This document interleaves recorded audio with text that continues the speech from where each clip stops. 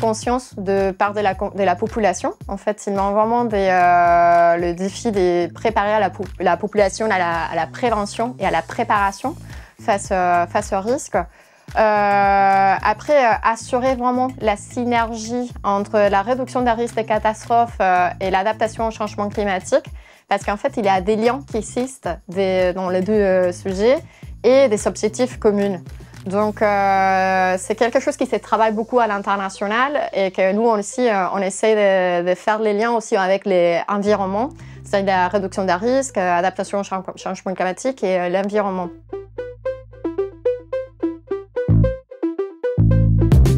Avec toutes les nouvelles initiatives du ministère de la Transition écologique, les plans d'actions tous résilientes, on voit qu'il y a un changement. Et il y a un changement justement sur cette voie de OK, il faut prévenir, il faut se préparer, il ne faut pas que penser à la réponse parce que ça va nous coûter vraiment plus cher. Et c'est plus positif aussi d'être être préparé en amont que faire face à une situation de catastrophe. Parce qu'on sait bien que la catastrophe elle va arriver, malheureusement.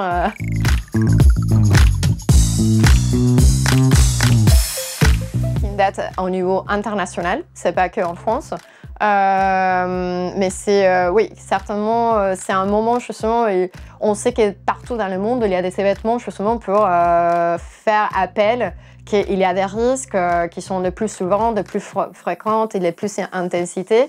Et il faut penser à ça et c'est bien, c'est chouette justement de savoir qu'il y a partout des associations, pas que la Croix-Rouge, qui font des événements justement pour montrer l'importance de se préparer, prévenir et agir ensemble.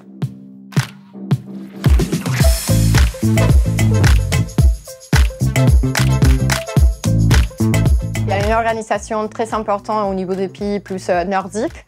Oui. Et la préparation, la prévention, ça se fait d'une autre façon parce que aussi le contexte il est divers, il est différent, la culture est différente aussi.